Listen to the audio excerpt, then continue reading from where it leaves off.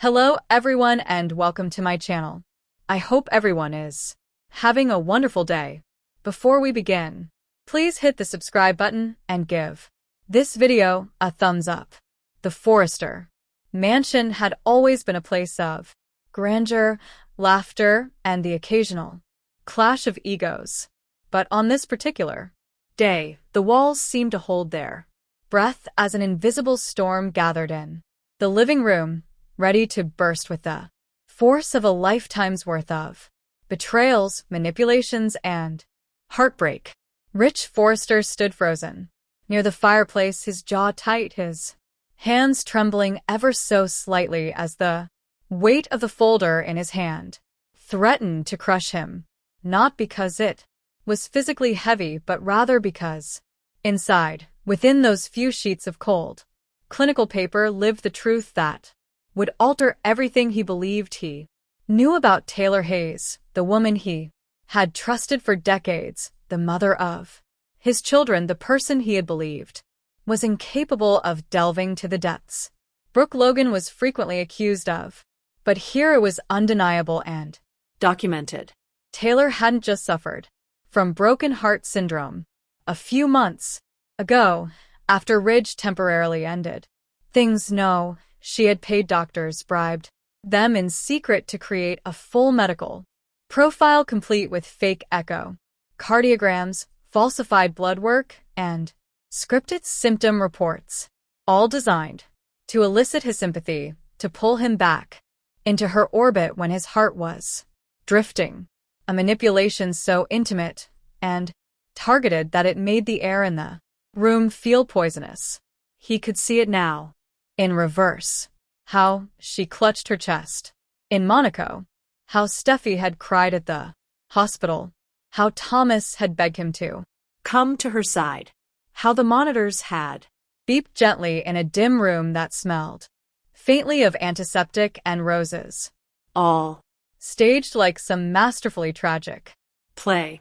And Ridge, the fool, had believed it without question, had held her hand and whispered promises he never would have spoken otherwise, had kissed her forehead and sworn that he wouldn't let her face such pain alone. Pain that, according to the documents, had never existed beyond the script she had purchased from a pair of morally bankrupt cardiologists in San Francisco, doctors who now, under legal pressure, had confessed to accepting her wire transfers and fabricating the entire ordeal. He thought of the ripple effect. How this lie had cost him precious time with Brooke. How it had allowed Thomas to manipulate the situation further. How it had shifted family loyalties. How it had made him feel guilt that wasn't his to bear. And the more he thought about it, the more his chest tightened, not from any syndrome but from a tidal wave of rage and disbelief. And then came the sound of her voice, calling his name from the doorway, soft and concerned, the very tone she had used in those hospital days.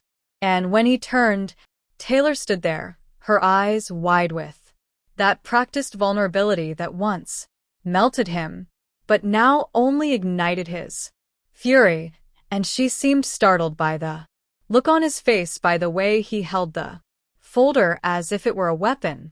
Ridge, what's wrong? She asked, stepping closer, her heels clicking against the marble floor. But he took a sharp step back, his voice low but shaking, as he asked her if there was anything she wanted to tell him about Monaco, about the doctors, about what she'd done to him, to their family. She hesitated for a fraction of a second, too brief for most to notice, but glaring to him, and then launched into denial, accusing him of listening to lies, of letting Brooke poison him again.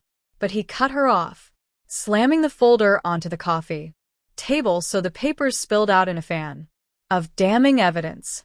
And as her eyes darted to them, he saw the flicker. The instant she recognized her own name, the dates, the transfer receipts.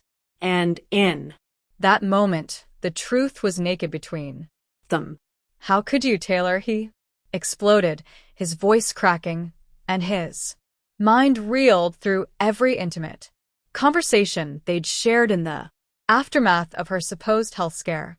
Every time she'd leaned on him, emotionally, every tear she'd shed, every grateful smile when he told her she meant more to him than she knew. All now poisoned by the knowledge that it was an act designed to trap his heart. She tried to speak, to explain, to paint it as a desperate act of love. But the words only dug her hole deeper. I was losing you, Ridge. I had to do something. I thought if you saw how much I was hurting. But he stopped her cold, his eyes hard, telling her that love built on lies was nothing but control, that she had turned something sacred into a performance, that she had robbed him of the chance to choose her freely, without manipulation. And the worst part was how she had involved their children, letting Steffi and Thomas believe she was on the brink of death, forcing them to beg him to be by her side, making them complicit in a deception they hadn't even known was a lie. As she sank onto the couch, trembling, tears spilling down her cheeks for real this time, Ridge's mind kept replaying the moment the investigator had called him earlier that day, the calm voice delivering the results of the quiet inquiry he'd started after a few nagging inconsistencies in her medical story, results that had made him feel like the floor had dropped out beneath him, like the Ridge Forrester who had stood beside Taylor in that hospital room no longer existed because that man had been operating in a manufactured reality. Outside, the Los Angeles sun was still shining, but inside, the world between them was collapsing, their shared history now shadowed by this colossal betrayal. And as he stood there, breathing hard, his thoughts split into two sharp paths, one that led to ending things forever, and one that demanded answers, consequences, and maybe even a public reckoning. Because if Taylor could go this far to manipulate him, what else was she capable of? And as the front door opened to reveal Brooke, drawn here by her own suspicions, the tension ratcheted up to an unbearable level. The room now a powder keg of past loves, present betrayals, and futures that might never be salvaged, with Ridge caught at the center, his world not just shaken, but utterly shattered. Brooke had entered a 100 tense rooms in her life, but the atmosphere in the Forrester mansion felt almost real, as if she had entered a storm cell just before the tornado struck.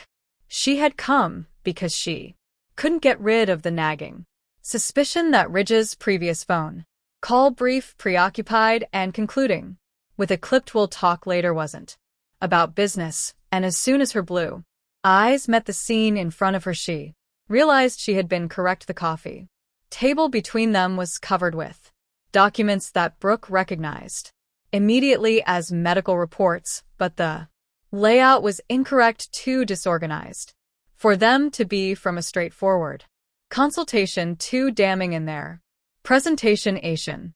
And when Ridge looked at her, it wasn't the reserved politeness he occasionally displayed when Brooke entered on a family moment, but rather raw, blistering anger mixed with something worse, heartbreak. "What's going on?" she asked, her voice sharper than intended. But Ridge didn't respond right away, instead pointing to the papers as if inviting her to observe the crime scene. When Brooke approached and glanced at the top page, her stomach turned over. Fake diagnosis, falsified lab results, billing statements to doctors in San Francisco, all tied directly to Taylor Hayes. And in that second, Brooke's mind pieced it together faster than she had anticipated. The dramatic hospital stay, Taylor's miraculous broken heart syndrome, fright, and the way Ridge was dragged back into her life out of haste and sympathy had all been built up.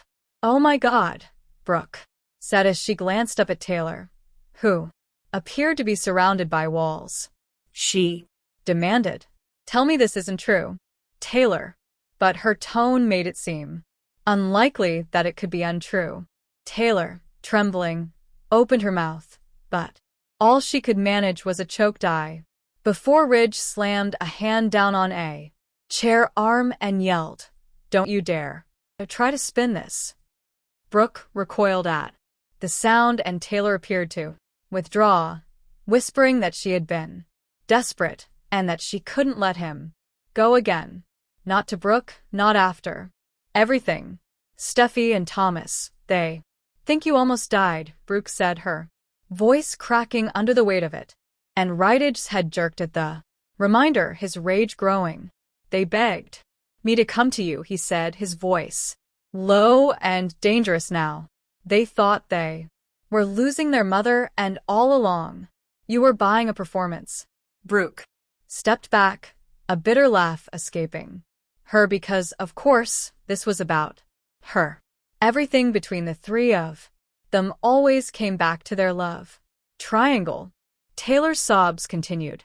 But suddenly, like a cornered animal, there was a trace of defiance in her face as she repeated that she hadn't meant to hurt the children, that all she wanted was for them to see their parents together again, and that sometimes love called for daring actions.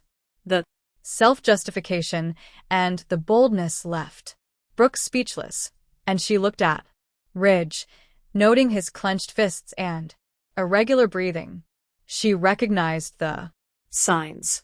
Ridge was debating whether to bury this for the sake of the family or to burn it to the ground, and Brooke suspected the latter based on the way his eyes kept darting to the folder.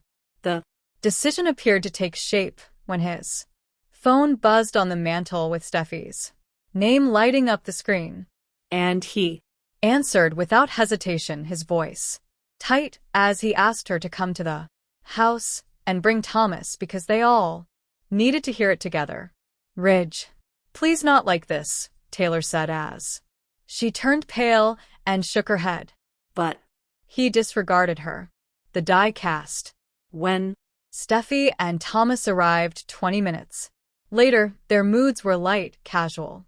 Steffi had his backpack slung over her shoulder. Thomas was still in a Forrester Creations polo. But the moment they stepped inside, they froze, sensing instantly that something was wrong. The tension hit them like a wall. And when Ridge told them to sit, they obeyed, exchanging weary glances.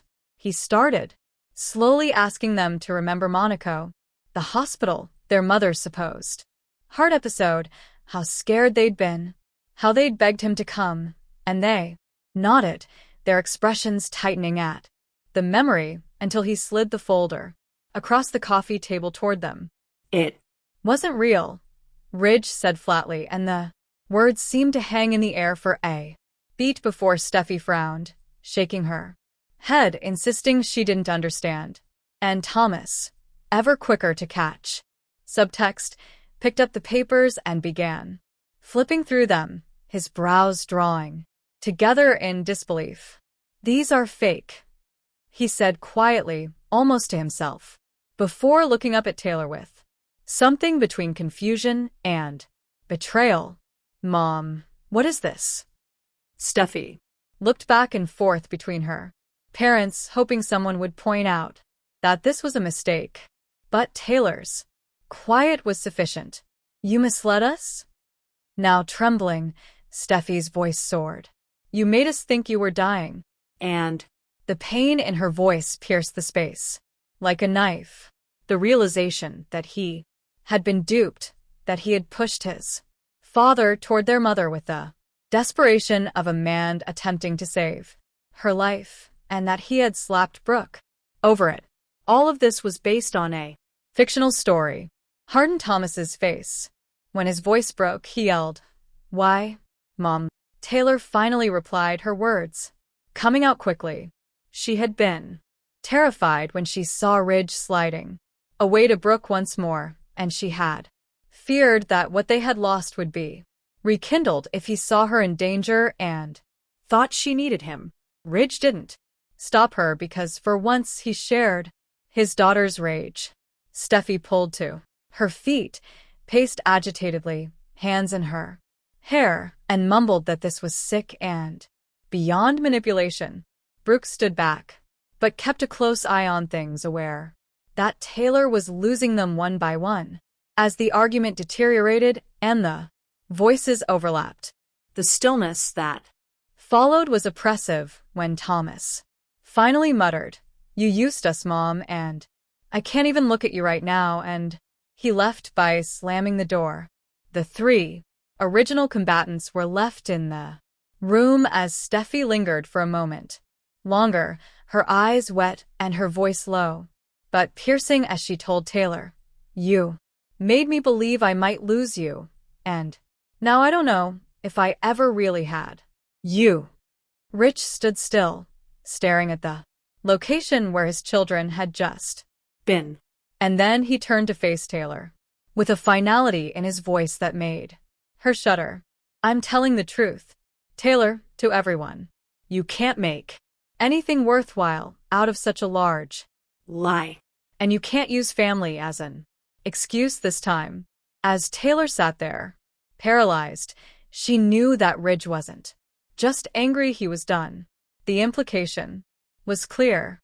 This wasn't going to be some quiet family scandal. It was going to break wide in Los Angeles society at Forrester Creations in every circle they traveled in.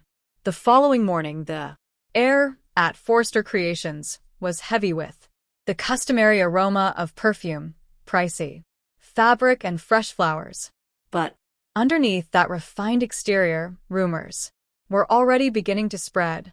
Before Ridge had even entered the executive suite, Eric had observed that his son's shoulders were tight and that he had stopped greeting people with his customary warmth.